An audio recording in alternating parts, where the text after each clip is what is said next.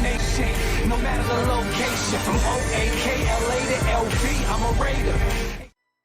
Raider Nation, what's going on? You're watching the Raiders Report. Today's show presented by my good friends and every guy's best friend, Manscaped. Head on over to manscaped.com/Raiders where y'all can get 20% off and free shipping on the best male grooming products out there. What's going to be on today's show? We're going to be breaking down some top free agents still out there on the market that you guys can go out and sign. But before we get into that, I got to walk you through exactly on, well, what the 2021 offseason's looking like, because the amount of times I've been asked, Mitch, what is the cap space looking like? It's at $8.49 million as it stands right now. Currently, the Raiders have 85 signed players, but remember, they still need to go out and sign their rookies. So a lot of times people are like, well, how much is a rookie going to sign for? Luckily for you, the projected cost for rookies can actually be found in a lot of different areas here. So what I wanted to do on today's show is walk you through what the projected cost would be for some of these rookies, and then go out and show you that who could potentially be some other cap cuts that we have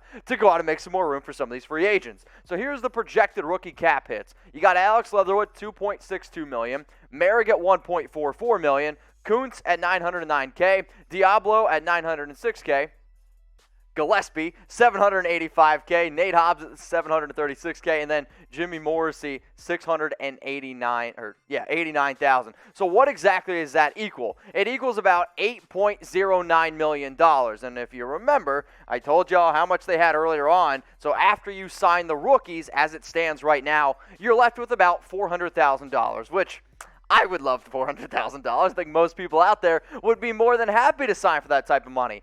But that's not going to happen. The other issue is this: 7 rookies plus 85. Watch this math right here. The roster size will be at 92. You're not allowed to have that many people, so you got to get it down to a 90-man roster, which basically means you got to start trimming up some of the fat. So who are some players out there that the Raiders could potentially move on from? I mean, they just decided to move on from Jeff Heath. So some other names to keep in mind and how much they could save. Jalen Richard, you decide to get him out of the house. It's $2.38 million. Eric Magnuson, $920. Nevin Lawson, he's going to be suspended 2 games. I mean, as far as I'm concerned, just get him the hell out of here. James and then Rashawn Golden, both $850K. So if you're looking for free Raiders videos every single day, go ahead and subscribe. Hit that big red button underneath this video and then turn on your notifications, because if they do go out and sign a big name player like Richard Sherman, Sheldon Richardson, Melvin Ingram, spoiler alert, they're going to be coming up here. All I'm saying is this: I don't want you to miss it. Hit that big red button that says subscribe.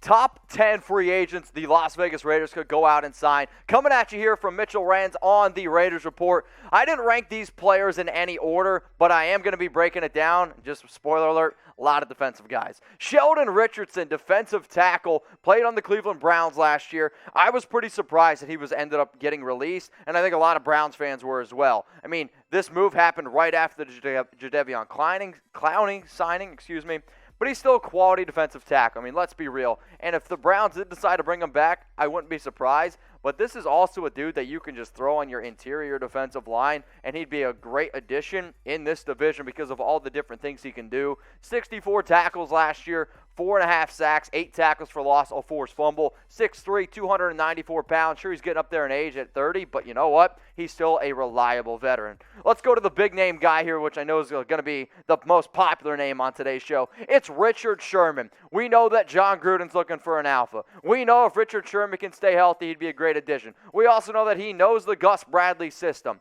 I'm a believer that he's not going to have to wait too much longer, and there will be a team that goes out and gets him. 6'3", 205 pounds, getting up there in age, 33, but back in 2019, probably was one of the top cornerbacks in the National Football League. Played in only 5 games last year. That's why you see the 18 tackles, 1 pick, and 1 pass breakup. But I can guarantee you this question I'm about to ask you, a lot of people are still probably going to go down there and put Richard Sherman, which is totally fine. Raiders Report is all about y'all getting your interaction in. But what I want you to do, name a free agent the Raiders should go out and sign. I was saying for weeks that the name y'all should have been putting was Casey Hayward. And that one ended up happening. So this is me patting myself on the back here. If you want to pat yourself on the back, go ahead, name a free agent the Raiders should sign. KJ Wright, next up here on the list. I don't really think linebacker's a glaring need for this team. But if they were to decide to move on from one of their current players, maybe in a crazy trade scenario, I don't know, Wright would be a phenomenal player. And if I'm being honest with y'all, which guy do I think could be the most talented at his position out of all the names on this list?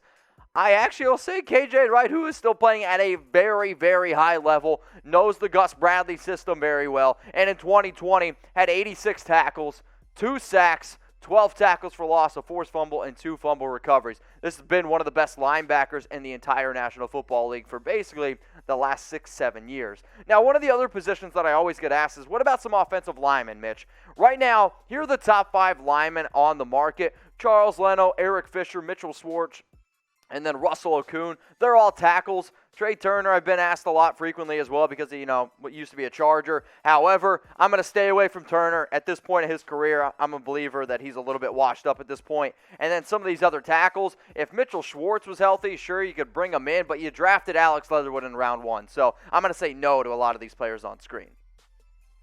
The Raiders Report is presented by Manscaped, and if you missed the breaking news yesterday, well, please go check it out. 20% off and free shipping with promo code Raiders. It's the best deal out there, and they just released the brand new Lawnmower 4.0. Now, some of y'all are asking, Mitch, what's some new qualities about this Lawnmower 4.0? One of my favorite things is the battery life, and if you're like, what do you mean? 90-minute battery life. If it takes you longer to clean up your hair than 90 minutes, that's a you problem. The other thing that I love is the battery charging, right? So like you can see, it shows in increments of 33%. So if the battery gets down to 66, it'll drop down a level. If it gets down to 33, it'll drop down a level. So if when you're halfway through your shave, if the thing dies on you, that's a you problem. And if you go ahead and use the deal that we got set up here with Manscaped to get the Lawnmower 4.0, it's at the link below. It's also going to be in the description, and it's also going to be in the comments. So usually $89.99. You cut that down, $71.99. Manscaped.com/Raiders. Promo code Raiders, 20% off and free shipping on the best male grooming products. Next up on the list here, it's Ryan Kerrigan, or shout out to producer Sam, was like, this guy looks just like Seth MacFarlane, and now I can't get it out of my head. Long career with lots of production. This has also been a player the last 2 years that Gruden and company have actually been very interested in. If you remember, John's brother Jay used to be the head coach of the Washington football team, and Jay used to always be like, hey man, like this is one hell of a player, and I agree. The issue is, hasn't been able to stay healthy, and the production has come down the last 2 years. But at age 32, had 17 tackles last year, 5.5 sacks, 5 tackles for loss.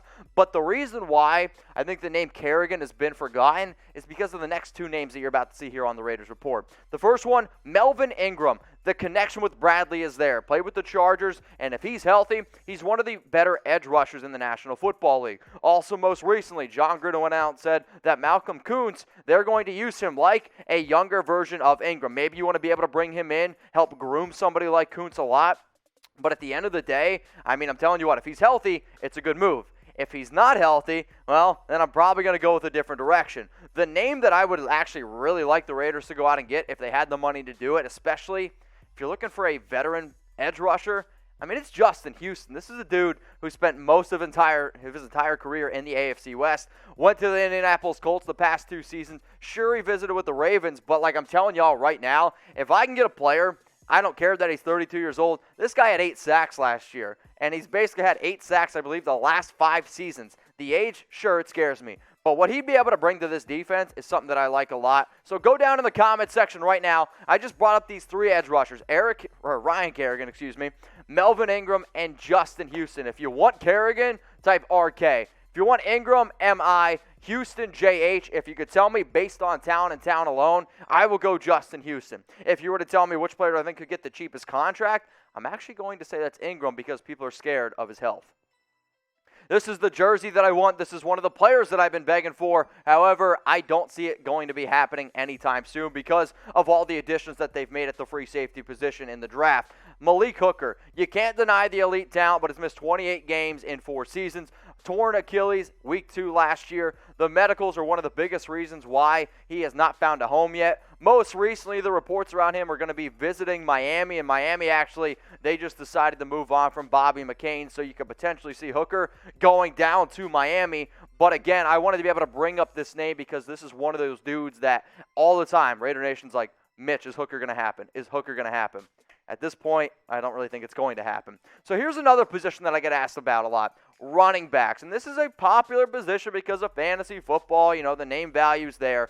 But Todd Gurley, Le'Veon Bell, Adrian Peterson, Duke Johnson, Dion Lewis, if you decided to move on from Jalen Richard and you wanted to go a cheaper option, maybe Duke Johnson and Dion Lewis are the routes to go. I personally say no. If you are looking to add a veteran running back out of the three names between Gurley, Bell, and Peterson, I'm actually going to rock and roll with Adrian Peterson.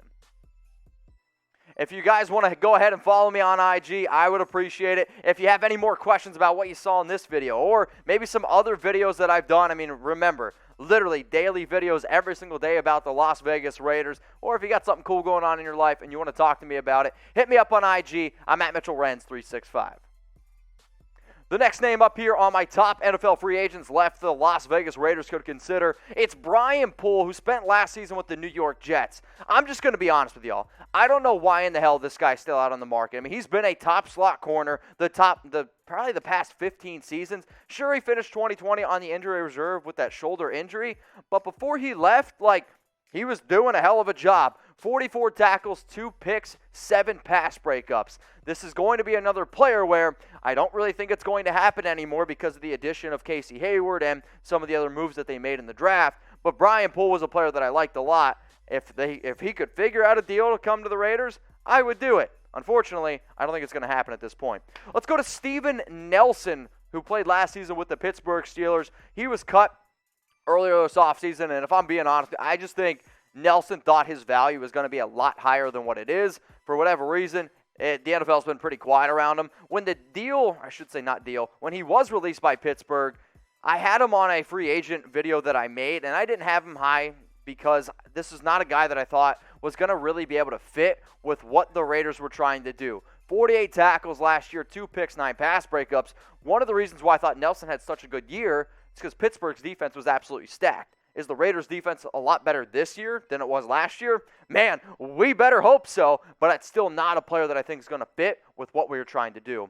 The last guy on today's show is Geno Atkins, and anytime I bring up a Bengals player, people are like, oh, we're not running the Paul Gunther system anymore. I get it, but Geno Atkins would still be a good fit on this interior defensive line. He didn't play a lot last year simply because, whatever reason, the Bengals didn't want to play a lot of their veterans. And I sat on here and I pounded the table for Carlos Dunlap. Go out and get him, even though they weren't playing him. He had a great year in Seattle. It's the exact same thing here with Geno Atkins. If Atkins is healthy and he wants to play, this dude's good. And I get that he's 32 years old. He had only 1 tackle, 1 QB hit last year in 8 games. He really only played in 1 game, if we're being honest. But this would be a really good addition to your defensive line, especially helping out some of these younger players. Another position that I get asked out a lot here is the wide receiver position. And I don't know if you noticed, the guys that I really talked about, they were defense. This team still needs to build the defense. That's where I'm going to go in free agency. If you want to go with the names that people hear on offense, I get it. Larry Fitzgerald, I'm a believer he's going to retire. Golden Tate, I'll pass on. Alshon Jeffery is about as soft as tissue paper. Dede Westbrook is a name that I do like. However, it's not one that I see actually end up happening. And then Dez Bryant. I'm not going to go ahead and throw up the X here. If you liked the video and you made it this far in the video, please go ahead and give us a like.